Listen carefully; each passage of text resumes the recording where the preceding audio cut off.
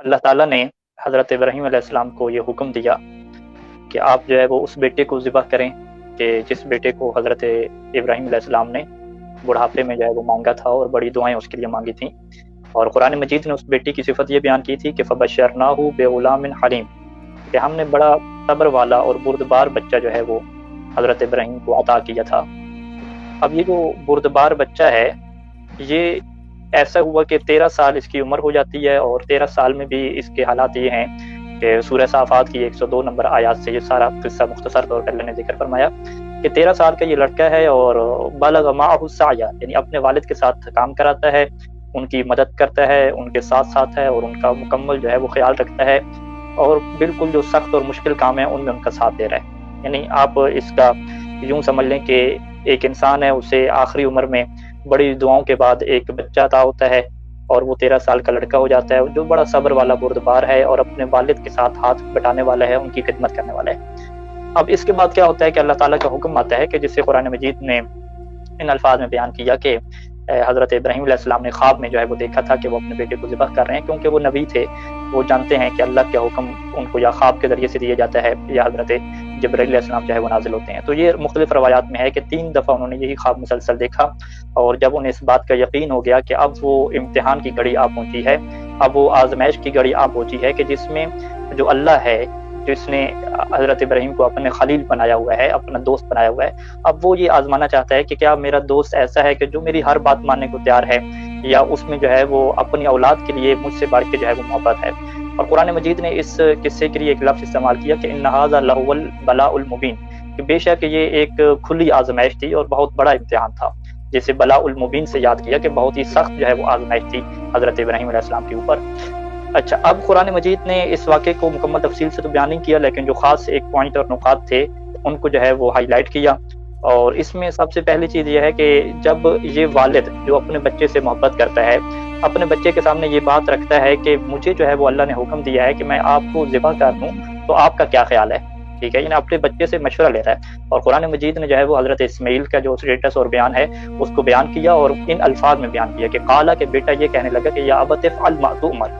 اے میرے والد جو آپ کو حکم دیا گیا آپ کو انجام دے دیں، اور اگر آپ انجام دیں گے تو ستجدنی انشاءاللہ من الصابرین، تو آپ دیکھیں گے کہ میں صبر کرنے والے میں سے ہوں، میں جو ہے اس بات پہ آپ سے کوئی اختلاف نہیں کروں گا، اور مکمل صبر کے ذریعے سے جو اللہ کا حکم آپ کو ملا ہے اس کو آپ کیا انجام دیں. اچھا، یہاں پہ مفسرین نے لکھا ہے کہ حضرت اسماعیل علیہ السلام نے جو ہے وہ اپنے بوڑھے والد کی بہت مدد کی ہے اس میں، اور ایسے ایسے جملات جو ہے وہ ارشاد فرمائے ہیں کہ جس سے انہوں نے اپنے والد کی جو ہے وہ ہمت کو بلند کیا، ان کو ڈھارس دی اور ان کے غم کو ختم کیا، تاکہ وہ اللہ کے امر کو انجام دینے میں کسی قسم کی ذرا سے بھی جو ہے وہ ڈیل جو ہے اور سستی کا کیا مظاہرہ نہ کریں. یعنی اس میں 3-4 جملے ہیں جو مفسرین نے لکھے ہیں، وہ بیان کرنا چاہوں گا. سب سے پہلے حضرت اسماعیل نے والد سے یہ کہا کہ احکم من شد الحبل کی لا تتحرک یدی ورجلی اثناء تنفیذ الامر الہی، کہ اے میرے والد رسی کو بڑی مضبوطی سے میرے ہاتھوں پہ اور میری ٹانگوں پہ باندھ دیں، تاکہ جب آپ اللہ کے حکم کو انجام دینے لگیں تو اس میں کسی قسم کی کوئی رکاوٹ پیدا نہ ہو، اور کہیں ایسا نہ ہو کہ جو آپ کو اللہ نے جزا دینی ہے، جو اللہ نے آپ کو انعام دینا ہے، اس میں کوئی کمی ہو جائے. یعنی یہ پہلا دیکھیں، اب بیٹا مشورے دے رہا ہے بوڑھے باپ کو. اچھا، دوسرا مشورہ اس بیٹے نے کیا دیا والد کو کہ والدی العزیز اشحد السکین جیدا، کہ چھری کو اچھے طریقے سے تیز کر لیں اور بڑی تیزی سے میری گردن پہ چلائیں، تاکہ جو ہے وہ آپ کو بھی اس کا درد جو ہے وہ تھوڑا محسوس ہو اور مجھے بھی کیا اس کا تھوڑا درد محسوس ہو. اچھا، تیسرا جملہ بھی تعریف میں بڑا خوبصورت نقل فرمایا کہ بیٹا جو ہے وہ بوڑھے باپ سے کہتا ہے کہ اے میرے والد اخلع ثوبی من علی جسدی، کہ میرے جو جسم سے ہے وہ میرے کپڑے اور قمیض جو ہے وہ اتار دیں، تاکہ وہ خون اس کے اوپر نہ لگ جائے، کیونکہ مجھے اس بات کا خوف ہے کہ اگر میری والدہ میرے کپڑوں کو خون میں آلود دیکھے گی تو وہ صبر نہیں کر سکے گی. اور پھر چوتھے نمبر پہ جو جملہ فرمایا کہ میری والدہ کو میری طرف سے سلام دیجیے گا اور اسے بتائیے گا کہ بیٹا راضی تھا، تاکہ جو ہے وہ میری والدہ کو جو ہے وہ اس سے سکون ملے، اور یہ جو میری قمیض ہے وہ بھی میری والدہ کو دیجیے گا، تاکہ وہ اس کی رائحہ، اس کی خوشبو سونگ کے کچھ ان کے دل کو جو ہے وہ ڈھارس جو ہے بن جائے. یعنی حضرت اسماعیل علیہ السلام جو ہے وہ اپنے بوڑھے باپ کے ساتھ مکمل تعاون کر رہے ہیں اور ان کو جو ہے وہ تیار کر رہے ہیں کہ اللہ کے حکم میں جو ہے وہ کسی قسم کی جو ہے وہ کمی ہم نے نہیں لانی، اور جو اللہ کا حکم ہے ہم نے اس کو پورا کرنا ہے. اور پھر وہ حالات جب یہ حضرت اسماعیل مسلسل اپنے والد سے کہہ رہے تھے کہ چھری تیز کر لیں، مجھے باندھ لیں، میری قمیض اتار لیں، اب روایت یہ کہتی ہے کہ فعندما رأى ابراہیم علیہ السلام ترجت استلام ولد للامر الہی، کہ جب बूढ़े बाप ने देखा कि मेरा बेटा जो है वो इतना जो है वो शौक रखता है अल्लाह के अमर को पूरा करने के लिए, तो फौरन जो है वो अपने बेटे को गले लगा दिया। वो कब्बल वजह, वो उनके चेहरे को चूमना शुरू किया। वो फी हाज़िल लहज़त बकल इसना, और इस लहज़ा में जो है वो बूढ़ा बाप और 13 साल का जो बेटा है वो रोने लगे है और जो है खूब रोए। रोने के बाद जो है अब वो मरला आ गया कि अब अल्लाह के अमर की जो है वो इताअत करनी थी। और कुरान मजीद में ये अल्फाज मौजूद हैं कि वतल्लहु लिल जबीन, कि हज़रत इब्राहीम अलैहिस्सलाम ने अपने बेटे को जो है वो पेशानी की एक साइड जो है वो लिटाया, ताकि उनकी आंखें जो है वो बूढ़े बाप की आंखों में ना आए, जिसकी वजह से उनके लिए जो है वो ऐसा ना हो कि वो जो शफ़क़त फितरी होती है वो गालिब आ जाए और वो अल्लाह की क्या इताअत ना कर सकते हैं। अच्छा, अब यहाँ पे कहते हैं कि हज़रत इब्राहीम ने जब वो छुरी चलाई तो अब छुरी जो है वो ज़िबा नहीं कर रही थी, तो हज़रत इब्राहीम को जो है वो बड़ा दुख हुआ और वो कह रहे थे बार बार कि इज़बही, कि ऐ छुरी तुम ज़िबा क्यों नहीं करती। लाकिन जलील युअती अवामिरहु लिस्सकीन अल्ला तज़बही, कि अल्लाह ये छुरी को हुक्म दे रहा था कि तुमने ज़िबा नहीं करना, और हज़रत इब्राहीम मुसलसल छुरी से कह रहे थे कि तुम इसे ज़िबा करो, क्या तुम नहीं चाहती कि मैं अल्लाह के अमर को पूरा करूं। और फिर वहाँ पे हज़रत इब्राहीम तकबीरें भी कह रहे थे, अल्लाहु अकबर, ला इलाहा इल्लल्लाह, अल्लाहु अकबर। और ईद के रोज़ जो है वो यही तकबीरें भी हम क्या करते हैं, बुलंद करते हैं। यानी इस सारे वाक़े में एक ऐसी शानदार हमें मिसाल मिलती है कि अल्लाह का जब हुक्म आ जाता है, अल्लाह की आजमाइश आ जाती है, तो बूढ़ा बाप और बेटा मिलके उस हुक्म को पूरा करते हैं। और जब छुरी ज़िबा नहीं करती तो हातिफ गैबी से आवाज़ आती है कि ऐ इब्राहीम, तुमने अपने ख्वाब को सच्चा कर दिखाया, और वफ़दैनाहु बिज़िब्हिन अज़ीम, और इसके बदले में हमने ज़िब्ह अज़ीम को करार दिया, और हम जो है वो एहसान करने वालों को बड़ी अच्छी जज़ा देते हैं। तो यानी पहला फ़लसफ़ा अगर हम ये रखें हम अपने सामने कुरान मजीद की नाजात से, कि हम कुर्बानी इसलिए करते हैं ताकि हम हर साल एक बूढ़े बाप और उसके बेटे की याद को ताज़ा कर सकें कि जिन्होंने अल्लाह की इताअत की खातिर अपनी ख्वाहिशात और अपनी जान को कुर्बान करने के लिए भी दरेग नहीं किया था, और मुकम्मल तौर पे इस बात पे आमादा हो गए थे कि हम अल्लाह के अमर को क्या अंजाम देंगे। तो ये वो चीज़ है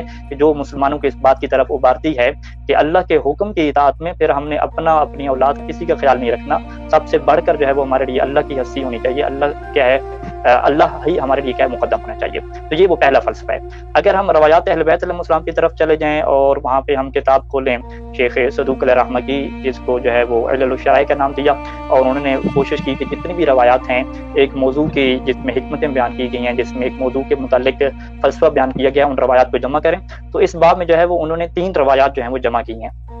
उन 3 रवायात को खुलासा बयान करके मैं अपनी इस बात को मुकम्मल करूँगा कि उसमें पहली रवायत के अंदर तो अल्लाह के रसूल ने जो है वो यही इस चीज़ की हिकमत बयान की कि अल्लाह ताला जो है वो ये चाहता है कि साल में एक ऐसा दिन है कि जिसमें जो मसाकीन हैं मेरी उम्मत के, वो उनको जो है वो तुम लोग गोश्त खिलाओ और उनकी अच्छे तरीके से तुम क्या करो, खिदमत करो। ये एक इसकी हिकमत बयान कर दी। और दूसरी जो है वो जब अबू बसीर ने इमाम सादिक अलैहिस्सलाम से पूछा था कि मा इल्लतुल अज़हिया, कि इस कुर्बानी की आखिर क्या वजह है कि अल्लाह ने जो है वो हर साल इस चीज़ को रखा हुआ है, तो फरमाया कि इन्नहु यग़फ़िरु लिसाहिबिहा, इस कुर्बानी का मकसद यह है कि जो ये कुर्बानी अल्लाह की इताअत की खातिर करेगा तो अल्लाह ताला कुर्बानी करने वाले के गुनाहों को माफ़ करना चाहता है। यानी जो बंदा भी कुर्बानी करेगा अल्लाह गुनाहों को माफ़ कर देते हैं। और फिर इमाम ने फरमाया था कि यग़फ़िरु लिसाहिबिहा इंदा अव्वल क़तरतिन तक़तुरु मिन दमी अलल अर्ज़, जो कुर्बानी के जानवर का पहला जो खून का कतरा है जब वो ज़मीन के ऊपर गिरता है तो अल्लाह ताला जो है उसके तमाम गुनाहों को माफ़ कर देता है। और फिर इमाम ने जो है वो ये फरमाया कि अल्लाह ये चाहता है कि ये देख ले कि कौन है जो अल्लाह के ऊपर, गैब के ऊपर ईमान लाने वाला है। और फिर इमाम सादिक अलैहिस्सलाम ने जो है वो कुरान मजीद की ये आयत पढ़ी थी कि लन यनालल्लाह लुहूमुहा वला दिमाउहा